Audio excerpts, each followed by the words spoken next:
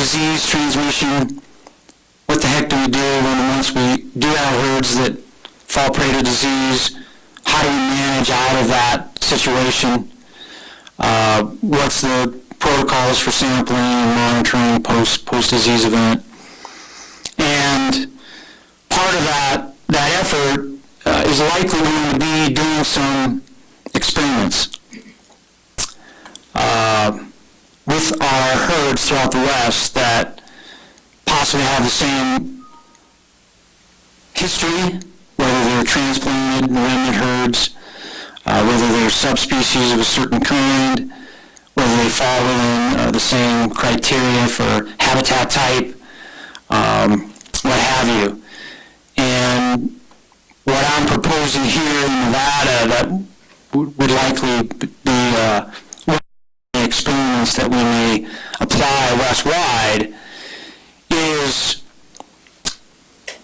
seeing what happens when you augment an area with animals with the same strain type or pathogens that currently exist.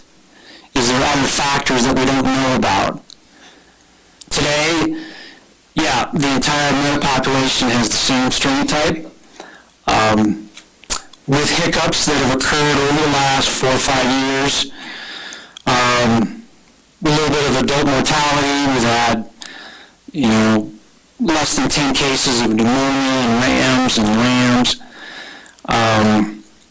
But last year we had real strong lamb recruitment. This translocation that we have for this single translocation today would be considered an experiment where we would take a source population that has the same strain type within that metapopulation and move those into the area that has real low density, the Garfield Hills, north of the Excelsior Range. And we would monitor their response, if any, to being exposed to a new area. Again, we feel like we understand the pathogens that, at least today, we can detect, but or we can learn something that we didn't know about or haven't been looking for. All the animals will have, all the adults at least will have a GPS collar. We can track them daily. And within the sheet, we kind of identified the guidelines, the requirements that we're placing upon ourselves once we do capture those animals and release those, making a commitment to intensively monitor the results. And we may find nothing happens, which we're hoping. That's our hypothesis today is they're going to commingle. There'll be rams moving in and out of the adjacent mountain ranges to breed those ewes, and life will go on. But with the monitoring that we're doing, if we resample the following year, we get reports of more cases of pneumonia. We'll follow up on that, and we will take action. We haven't decided on the sphere of movement away from the Garfield Hills once these animals, if any, decide to go on a walkabout. But if they move out of that sphere, we'll lethally remove them to make sure that they don't come in contact with either a herd that we're concerned about or a herd we don't have any information on. So that's what we have today, just that single desert-borne release into the Garfield Hills in Mineral County. Any questions? Questions or comments by the board? Commissioner Valentine? Mike, just to clarify, where's the augmentation coming from? Is it within the Garfield The source stock? metapopulation, or Yeah, we're right now, and I've met with our southern region, Steve Kimball and Tom Brown, and right now today, we're strongly looking at Lone Mountain as the source stock for that release. And we sampled them last year, and they actually had a strong ram recruitment last year. So right now, that's what we're focused on, but we may, and then maybe give you a little bit of heads up also. These decision protocols that we've developed, we started using them a little bit last year. So for example, when we gave sheep to Utah, we told ourselves, from one year to the next, we may be concerned about what happens. So we decided that it was important to pre-sample the muddies. So we actually went in October and sampled 20 animals scattered throughout the area that we would use as a capture area for the source population for that release.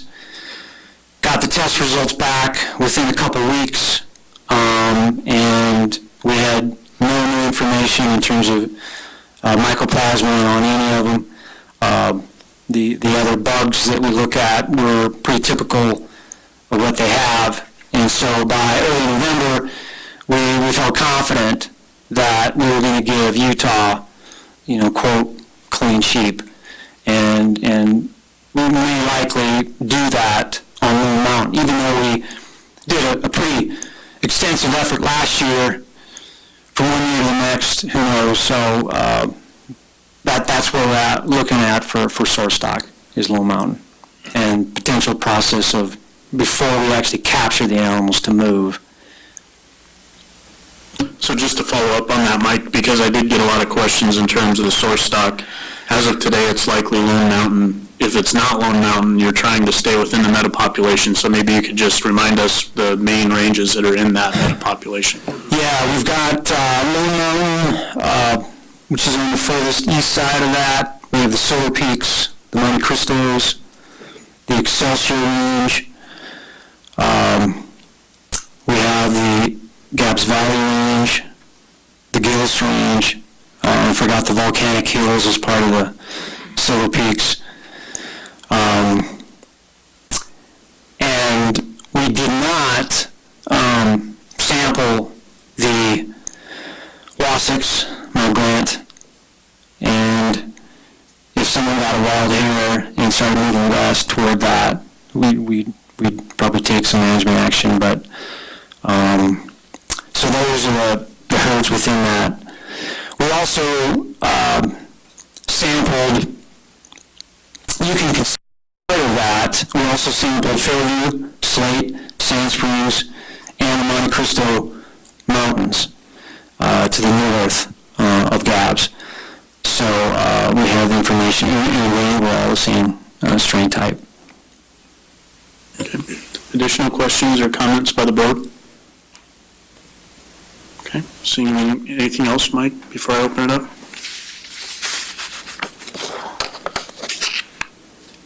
No.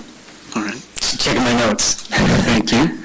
So I will open it up. County Advisory Board input on item 16, annual big game release plan for fiscal year 2016.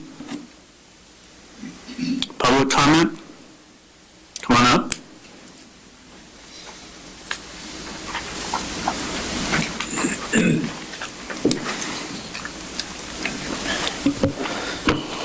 Good morning, Jeff Turnipseed with NB Arena. We don't have a whole lot to add, just wanted to let you know Mike and Mr. Wakeling have kept us in the loop, which is much appreciated. We understand the intent of the experiment and that it'll be used as a tool to help evaluate future release sites. Our board currently has a funding request in front of us from UNR that relates to this effort, and we'll be moving on that request this Tuesday at our monthly meeting. Hopefully the experiment goes well, and hopefully we're here next year talking about other potential release sites. Additional public comment? Seeing none, we'll bring it back to the board. Is there any discussion? Commissioner McNinch? Thank you, Mr. Chairman. So, I've heard the term experiment used, and I understand the concerns, but at the same time, I think the department's done a great job of evaluating a risk factor and mitigating it. And, it's more, to me, it's a pretty calculated move here. And maybe there's a lot less experiment involved to it than not. I mean, you guys have really evaluated a risk factor that you were concerned about. You're never going to be able to manage every risk and everything out there. So I'm certainly more comfortable with it than just being an experiment. And I want you to know that I think it's the department's, to take that step back, knowing that you're going to, take some flack and to do what you guys have done. I think it was, you guys have done a great job with it, and I'm a lot less concerned about it. There might be something that goes wrong, but I certainly think you guys have addressed everything that you possibly can in consideration of it, and I'm pretty confident with what you guys have done. So, I guess I would just build on Commissioner McNinch's comment and echo that. I think the department and the various partners and stakeholders have done a really good job in a really tough situation. I know when we essentially canceled the release in Tonopah last year, 2 years ago, that was kind of a rough day. But I appreciate everyone sticking in there and really methodically kind of picking apart what the prudent course was going forward. And I thought it was the right decision then. I think it's the right decision now, and I'm very supportive of what you've put together with a whole lot of appreciation, just based on the hard work and understanding coming out of that meeting. So, additional comments, questions? Commissioner Johnson? I guess just a quick question to Mr. Cox. I guess, and I share the sentiment, you're going to control the risk factors you can. You can't guarantee anything, but I guess what I'm hearing is we need to do this, because if we don't, you're not going to have the information or comfort level in doing other releases in the future. Is that fair to say? Yes. I think with what we detected throughout the state and actually throughout the West, and it came out at the WAFA meetings at the Wild Sheep Working Group. We just did a supplemental survey West-wide of all of our states that are doing similar disease surveillance as we are, and they are picking up herds in their state that have been exposed to Mycoplasma pneumoniae, and with as much information as some of us have, and some states don't survey but every third year or so, but they haven't detected any disease event or major mortality events. So we're probably going to see more and more herds that have exposure. And we certainly don't want to paralysis by analysis ourselves, but we also need to be cautious. And I think we're all a little timid of where to move and where to go next. And so, I think the information will be really helpful for us, knowing that we might find over half our herds exposed to it with a lot of variability in herd response. Many of them could be doing very well. And so I think we need to move forward and do what we can to collect the information and learn from it. Additional questions or comments? Okay, seeing none, I would entertain a motion. Mr. Chair, I make a motion to approve fiscal year 2016 big game release site planning and approval summary as presented. I'll second that. So we've got a motion by Commissioner Valentine, a second by Commissioner Bliss to approve the big game release plan for fiscal year 2016 as presented. Are there any questions or discussion on the motion? Seeing none, all those in favor, please signify by saying aye. Aye. All opposed? Motion carries 7-0. Thank you, Mike. With that, we'll close agenda item number 16 and move to agenda item number 17, future commission meetings and commission committee assignments. Secretary Wasley and Chair for possible action. The The next commission meeting is scheduled for September 25th and 26th, 2015 in Las Vegas, and the commission will review and discuss potential agenda items for that meeting. The commission may change the time and meeting location at this time. The chairman may designate and adjust committee assignments as necessary at this meeting. Director Wasley? Thank you, Mr. Chairman. The primary order of business of the September commission meeting will be to set and revise fishing regulations. Some of the additional responsibilities or tasks that we'll take on at that meeting include action on the 4 CGRs that we discussed in workshop yesterday. Certainly there's a couple of them that we'll workshop on Friday, but we're looking at the 4 CGRs, including the firearm carry during archery season, the trapping questionnaire, special incentive elk tag arbitration panel, hopefully for a final time, and the amended formula for elk incentive tag issuance and the definition and inclusion of spike tag or spike bulls in that formula. Also at that meeting, it would be our intent to recognize former Commissioner Lane for her participation and contribution on this board.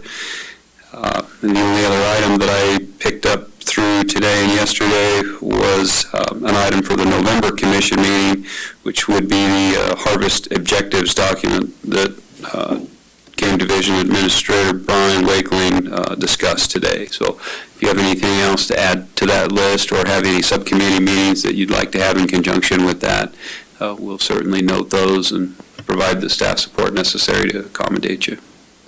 Commissioner Johnston, did you have a TAC? Yeah, I think we're going to try to schedule a TAC committee meeting in conjunction with the meeting down in Las Vegas in September, and then we can report from that meeting during the commission meeting as well.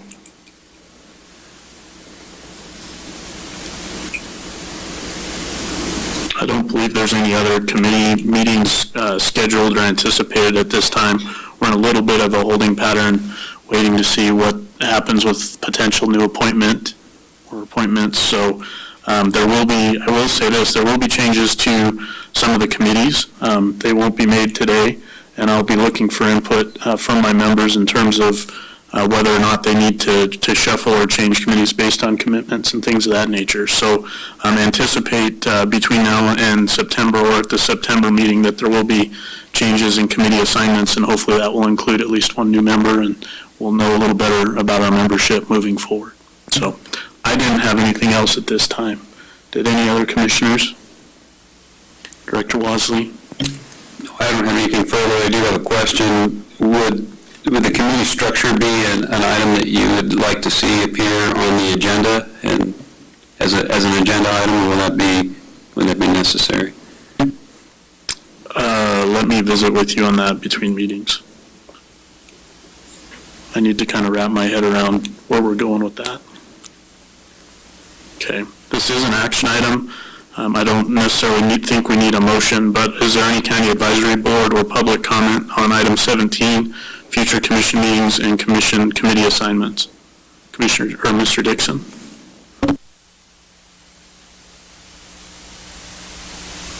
For the record, Paul Dixon, Clark County.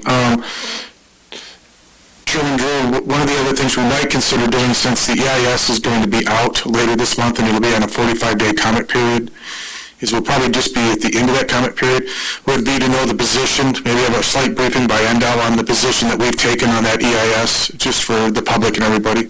And I don't think we need a public lands meeting per se, but we could have a 15 or 20-minute presentation on what is the position, because that'll be just pretty much at the end of the 45-day comment period. Thank you. Okay, thank you. Additional CAB or public input on item 17? All right. Seeing none, anything else from the board at this time? Commissioner Young? Mr. Chairman, I just want to let you know that I'm going to apply for a reappointment. I don't know if I'll get it or not, but either way, I won't be at the meeting the 25th and 26th. My best friend's getting married, unfortunately for him, and I'm the best man. And unfortunately, the wedding is in Healdsburg, California. I tried to talk him out of it, but he's hell-bent on doing it. He's the criminal sheriffs here in Clark County, and I just can't miss that thing, so one way or the other, I won't be there. All right, I appreciate the update. Thank you, Commissioner Yule. Anything else? Okay, seeing none, we'll close agenda item 17. We'll move to agenda item number 18, public comment period. Persons wishing to speak are requested to complete the speaker's card and present it to the recording secretary. Public comment will be limited to 3 minutes. No action can be taken by the commission at this time. Any item requiring commission action may be scheduled on a future commission agenda. Public comment.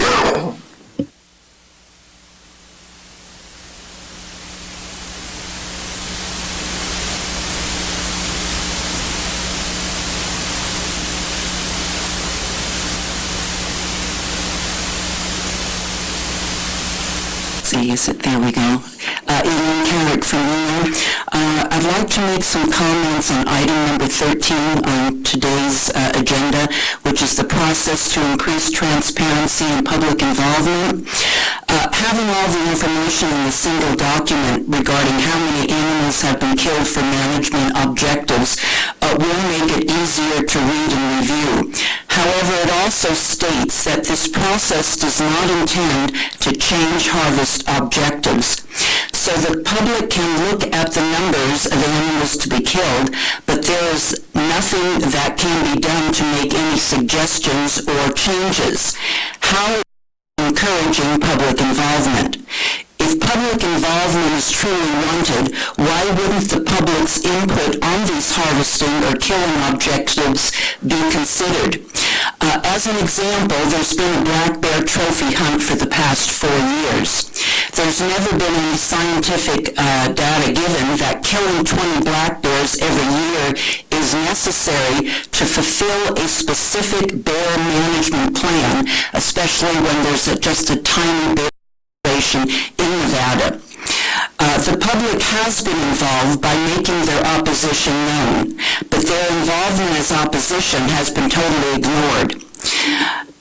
It certainly appears that a vocal, involved public has not been welcomed, but rather a silent public involvement is what's been desired. With the recent killing of Zimbabwe's beloved white lion Cecil, the public has expressed global outrage against trophy hunting, and surveys have shown that 70% of Americans are against trophy hunting. For the past 4 years, the public in Nevada has been involved in expressing its outrage for the trophy hunt. So you have an involved public, but to date, no one has been listening. I'd like to add that I am encouraged by Mr. Wakeling's comments today regarding having public meetings, surveys, and also acknowledging the public trust doctrine and the public's wildlife. So that's encouraging, and we'll see where that's going. To date, I don't feel that people are listening to the public. Thank you very much. Next public comment.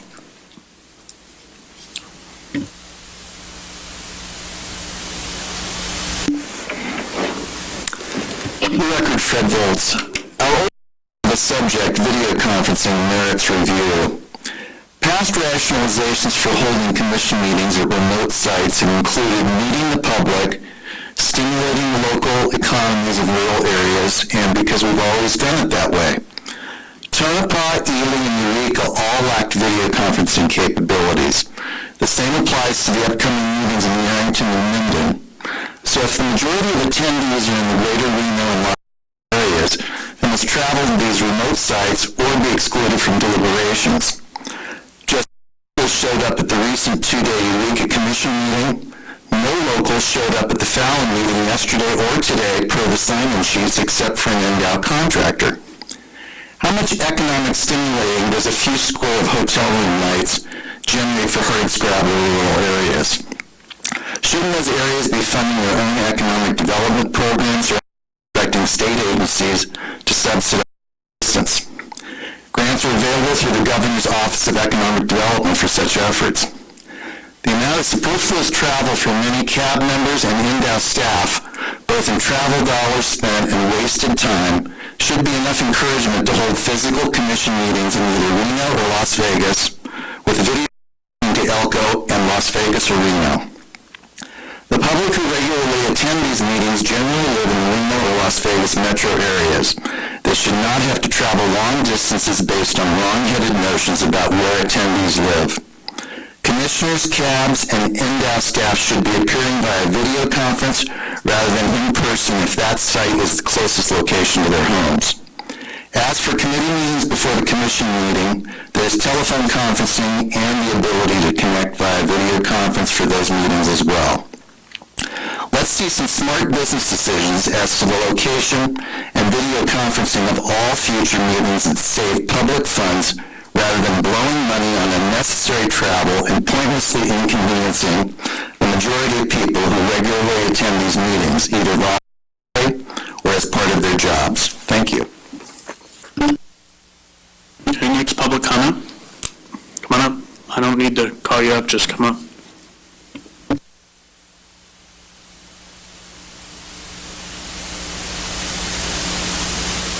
Mr. Chairman, I'm going to say a word today about nobody in the meeting members except me, Maria Katz, R-I-A-K-A-T-Z. We attended these meetings 20, 25, 30 years ago, and I found out from Tina Napper recently that she died in April. Most of us didn't know that. She lived alone and had 75 or 80 cats in her house. But when she came here, she was concerned about bobcats, marlins. She was concerned about bears, coyotes, the kind of animals that come right in the back of the bus for this department. The reason I mention her is that she did leave a legacy, which probably most of you don't know. The regulation that you have on the books that hunters are not supposed to kill females with kittens in their books is due directly to Maria Katz. She heard that it occurred, asked Director Malini for some mountain harvest reports. He gave, I think, without looking at them. And lo and behold, some of these reports showed that her concerns, in fact, were valid, that guys were killing animals with kittens, even though we had been assured that hunter ethics would preclude that, but we had the evidence that was not true. So we had a campaign, a lot of public commotion. At one point, George Tsukamoto, who was chief of game, had asked the staff to stop taking public comments about this issue because they had better things to do. But after we advised the public to call the governor's office if the department didn't want to talk to them, George was back taking phone calls, and he and I still joke about that to this day, although he was not very happy at the time. So I just said all of this in memory of Maria. While she's gone, she, in a sense, still lives on with that regulation. Thank you. Additional public comment? All right, seeing none, we'll be adjourned until September. Thank you.